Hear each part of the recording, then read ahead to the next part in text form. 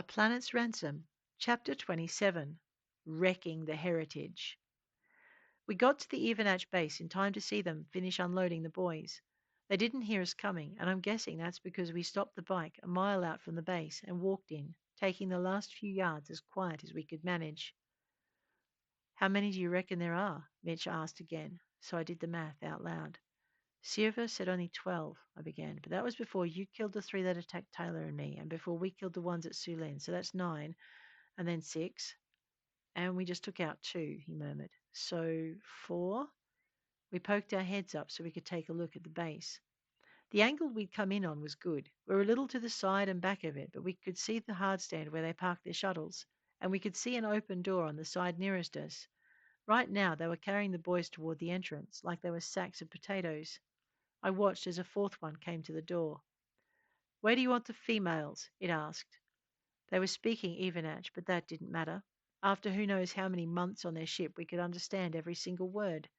The leading Evenach was carrying Taylor.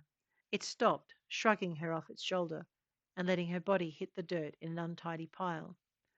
To my surprise, Taylor coughed and rolled over onto her side, staggering to her knees and then taking off toward where Mitch and I were hiding.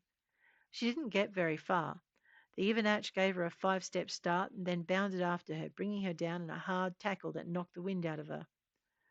You set up the racks? It asked, and the one by the door pointed to where 3 single bars were set up above shallow trenches. They looked like the frames for swing sets, except that 3 hooks swung from short chains beneath each bar. Mitch reached down and laid a hand on my knee. Butcher's frames, he said, and there was horror in the dryness of his voice. And offal pits beneath them, he added, in case I hadn't worked that bit out for myself. Which I hadn't, until he told me, and then the whole setup made a horrible kind of sense. We have to get them out of there. You don't think they're going to wait for us? He asked, glancing back at me. I didn't want to answer that. Truth was, I didn't want an answer for that. Too bad the Evenach belonging to the Heritage didn't care. What about Skarsht and Ivesny? It asked, and the Evenach by the door shook its head. The human female shot them, it said, and Taylor gave a half-choked laugh. The Evenach that had brought her down was still sitting on her back. Now it remembered she was still awake. I watched it wrap its clawed hand around the back of Taylor's neck and get off her, dragging her to her feet when it stood. I didn't know whether to be grateful or mortified when the other Evenach intervened. Don't bruise the meat, it said, as the one holding Taylor curled its other hand into a fist. Good point. Bring the chains. And it placed its foot behind Taylor's knees and pushed her back down. Taylor tried to resist, but there isn't much meat to bruise on the side of your head, and the open-handed slap she got left her stunned long enough for the requested chains to be brought. By that stage, Davo and Saeed were starting to stir, but Mitch and I saw them both hit the ground hard before being shot with a snub-nosed weapon that left them limp. Stunner, Mitch muttered. They'll have a headache when they come round, but I think that's going to be the least of our worries. Watching as the Evenach stripped our friends bare and then chained their hands behind their backs before shackling their ankles together and attaching a chain between their ankles and wrists, I had to agree. My mind felt like it was going 100 feet a second as I tried to work out what we could do to save them. Do you think they'll kill them all at once? I asked, and Mitch shrugged. That wouldn't make sense, he said. There's no way the 4 of them could eat that much, and it'd be a waste. They talked about a celebration, I said, although I couldn't see how they would celebrate with 8 of their friends dead. Maybe they're waiting for someone else to arrive? They also said something about claiming this world for the heritage, Mitch said. You are brilliant. I was? I didn't see how, but Mitch seemed to have worked it out. Yeah. My guess is that they'll get things set up for a feast here and then call their friends in. While they wait, they'll either go hunting us or they'll start. He stopped, and it was my turn to reassure him. I rested my palm on his shoulder. I get it, I said. Let's not go there. Yeah, he said, focusing on what was happening out in the open space near the building. Besides, I said, maybe they'll want to show off or make a spectacle of killing each one. We could be that lucky. I caught Mitch's look and rapped my closed fist against his shoulder. Lucky because they'll wait until their guests arrive, which means we have time. Also, we're lucky because they'll be focused on getting everything set up out here and we need to get inside and wreck the jammer. I decided it would be better if Mitch didn't focus on what might happen, but concentrated instead on what needed to happen. Is there another way into the building? I asked. There might be, Mitch said, but then we wouldn't see what was happening out here. As he was speaking, we watched as the Evernatch dragged the boys in front of one of the butcher's frames, laying them out parallel in line with the dangling hooks. To our relief, they left them on the ground there, walking back toward their headquarters. Did you see what happened? One of them asked, and the one who'd carried Davo answered.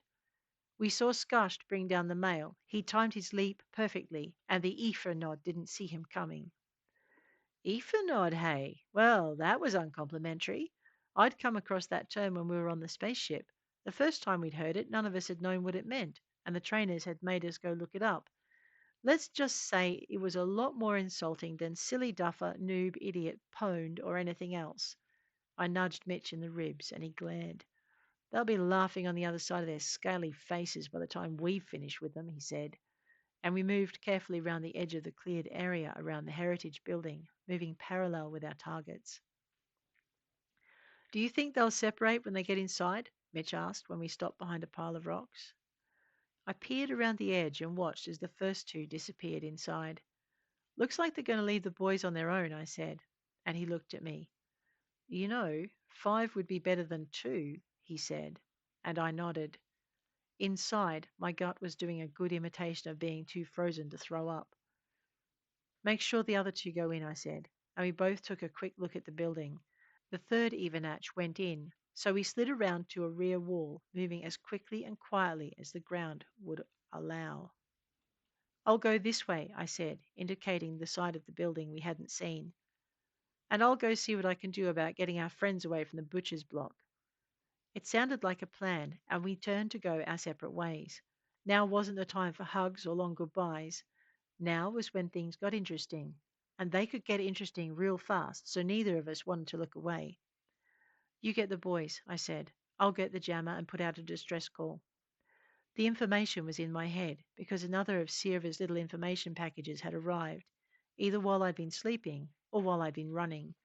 I couldn't be exactly sure, but I knew it was there because when I wondered exactly who to call, the data was in my head, right where it needed to be.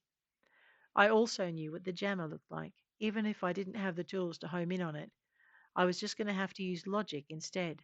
And logic suggested they'd put the jammer in the comms room because they'd have to turn it off to send their invitation out. In a way, I was glad I hadn't explained it to Mitch, because logic also suggested that if they had to turn it off to send out their invitation, and if they were going to make a spectacle of killing our friends, then they were probably going to be in the comms room when I got there. The only question was how many would be there, and if any would be standing guard outside. If I was very, very lucky, then they'd split up to get things ready, and I'd only have to worry about 2 of them, the one operating the comms equipment and the one big noting himself by making the call. 2 I might be able to take. Any more than that, and I might end up wearing chains just like Taylor and the boys. The only other thing that could go wrong was, oh, who was I kidding? There were 190 million things that could go wrong.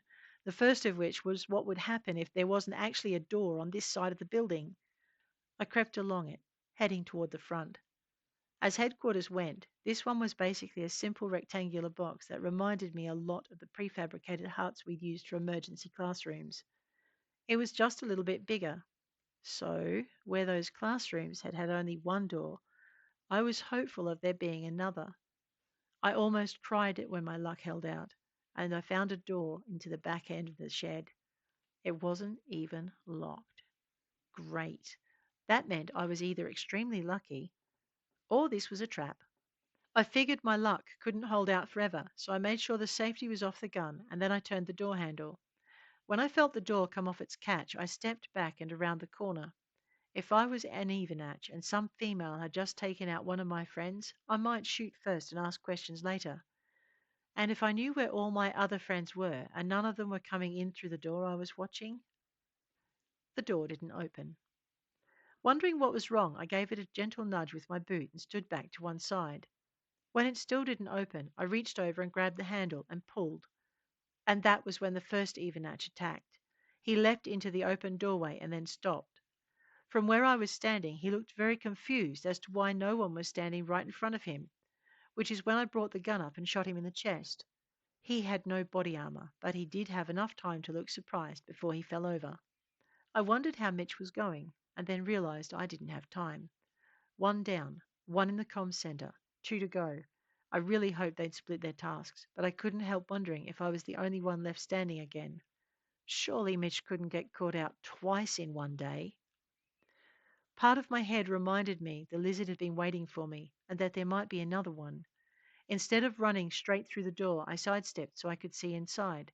I remembered what Mitch had said about not knowing how much energy each shot took, and I'd shot more than once, so I tipped the weapon and checked the color bar. It was down about half. Remembering the stunners the lizards had shot the boys with, I went over to the Evenatch I'd shot and kicked him over. He hadn't been wearing body armor. It was a good thing I was focused on finding the stunner. Later, the hole in the side of his chest would give me nightmares, and the smell. I found the little weapon and pulled it free, stuffing it into a pocket so I could aim the bigger weapon as I approached the doorway. I glanced both ways as I went in, but saw nothing dangerous on the outside. Nothing happened as I went inside, but I moved slowly anyway, taking note of the kitchenette set into a small alcove on my right and the bathroom on my left. I checked inside both and then pulled the doors closed and kept moving out to where I could see an intersection in the corridor. All the time I moved, I listened, trying to hear voices or footsteps or anything, but there was nothing. Either everyone was outside, or the Evenatch had locked themselves in the comm center, or everyone was dead, or I didn't know what to think. I could only hope. I wondered if one of the Evenatch had gone to get the girls and if their prison was anywhere near where I was moving. Sulin, I whispered, and a small green dot pulsed into life inside my visor. Blossom? Another green dot bloomed beside it. If I took the left branch in the intersection, they'd be inside on the opposite side of the building. As much as three might be better than one, I didn't know what sort of shape they'd be in, or if they'd be alone, or how much time I had before the Evenatch called for help, and that's when I realized I had to go check on them anyway. The room had a door. Just because I couldn't see an Evenatch down that end of the corridor didn't mean one wasn't hiding out in the room with the girls. I checked both ways down the corridor and found it empty, and there were two doors, one on either side, about halfway along. I moved slowly toward them, stepping sideways because I didn't want to turn my back on anything. When I got close enough, I took one hand off my gun and reached down to turn the handle on the door I thought would lead to the girls. It didn't budge. Cool. It was locked. I just had to hope it stayed that way while I checked out the door on the other side. On that one, the handle moved. Aiming the gun at the door, I turned the handle and kicked it open. The room inside was dark, but nothing moved in the shadows cast by the light of the corridor. I decided to close it and get moving for the comm center, and had started reaching for it when the door to the girls' holding cell opened. I'll give the girls this. Whatever the Evenatch had done to them, they hadn't scared either Blossom or Sue Lin into staying quiet. Look out! And behind you! Came as a chorus, and I was grateful, even as I backpedaled down the corridor as fast as I could. And while my feet were going backward, the top part of my body was already turning the gun toward the Evenatch, leveling its stunner at me from just beyond the doorway. I don't know who shot first, but I do know that I tripped over my own feet and went down on my butt, my shot going higher than I intended. Squeals of revulsion and fear came from the girls, and the air over my head vibrated with the intensity of a storm. It left me a little dizzy, but I figured it was better than being unconscious. That could have been worse, I muttered, pushing myself to my feet and sliding my back up the wall as I checked the corridor to make sure it was still clear. I was about to call out to ask if the girls were okay when I realized how hard it would be to tell the outcome of that encounter just by listening to it. Judging from the screams, Sulin and Blossom were okay, and given the way the door to their cell was still empty, I figured there'd been only one member of the heritage team in there with them. Awesome! They'd divided the chores, just like we hoped. Now all I had to do was find the comm center. I ghosted my way down the corridor, or I tried to. The hiking boots I was wearing weren't exactly made for ghosting. I could move quietly if I tried, but ghosting it wasn't. I tried anyway. I knew there were at least still two of them. I was also hoping they were too busy inviting their heritage friends to the party to have noticed the festivities had already started. The next two doors revealed sleeping quarters, too tidy for any sane person to have lived in. But who said the heritage was sane anyway? Certainly not me. I found what looked like a common area, tables, chairs, computer stations. Maybe it was a work area too. Most important thing was that it was empty. I stopped just inside the entryway and looked around. To one side was the door leading to the open area and the path leading to the hard stand for the shuttles. A large window looked out onto the two shuttles parked out front. Two doors on the other side were closed. I sidled along the wall on that side, keeping half an eye on the door leading outside as I did so. I was kind of banking on the other two Evenatch being in the comm center and on Mitch and the boys being outside on their own. I sure as anything was hoping I'd guessed right. The handle on the first door turned easily. It led to a storage room, one that was empty of anything except the usual array of boxes and bottles and racks of shelving. I pulled it closed again. As I crept up the corridor, I wondered what a soldier would do in this situation. I figured they'd just shove open the door and toss in a grenade. The only problem with that idea was, of course, that the grenade would wreck the communications equipment, and I needed that. On the upside, it would also totally wreck the jammer, neither of which was going to help me since I didn't have a grenade, and that left me with just one option. I crept up to the door, reached out, and flipped the handle.